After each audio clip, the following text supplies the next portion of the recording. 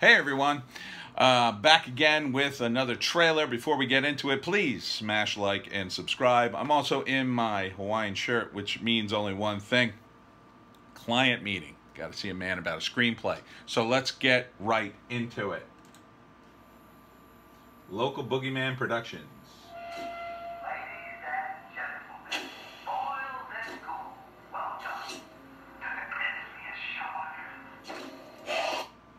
So here's the problem with this setup already. Circuses really aren't a thing anymore. Carnivals barely exist, kind of. And they're just not that creepy. And they just don't have that many people in it. If you go to a carnival today, what is it? It's a few carnies operating rides and food and video games and a couple carnival games, and that's about it. It's not clowns anymore, you know? This whole thing about evil clowns, like, there are more evil clowns than there are just regular clowns running around at this point. So that would be my one criticism of what I've seen so far. Why don't we just do it at his house like we always do? Yeah, I'm with Steve on this one. You guys are unreal. This year, it's gonna be bigger and better.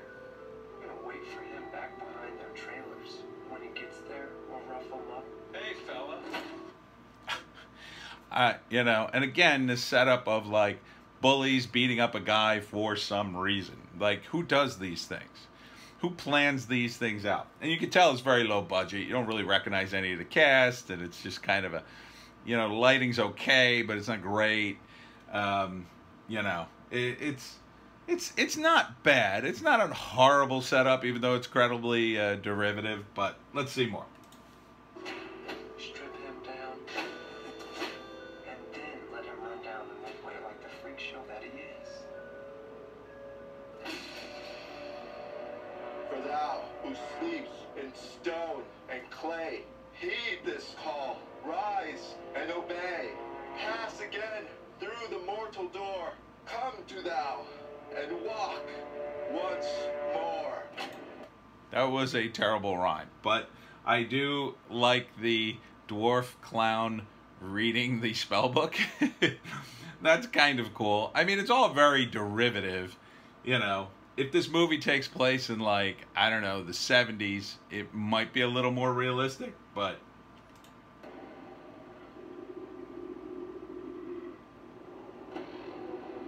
What did you do? This town has created a witch hunt, and they are coming for the freaks. So, let's give them what they came for. free. What's going on?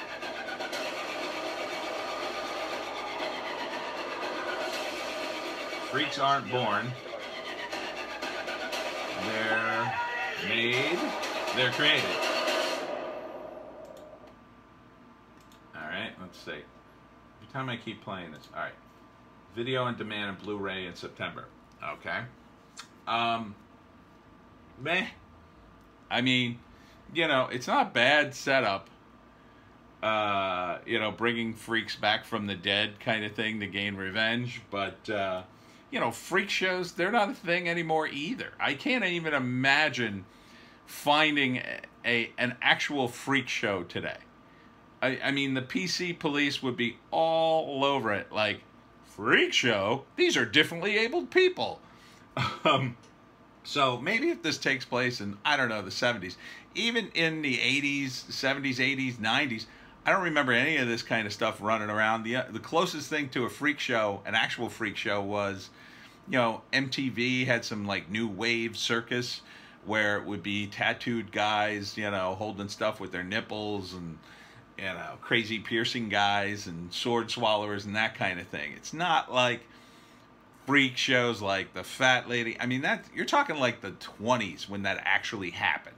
When that actually happened. And I've actually done some research on this for stories. Like, you know, that kind of stuff, even then people were kind of uncomfortable with it. I mean, people are human beings in whatever era.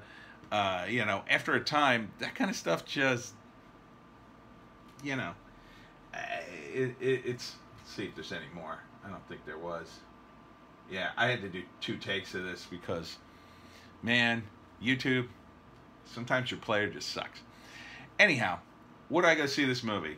No, I definitely wouldn't see it in theaters, but it's not going to be in theaters.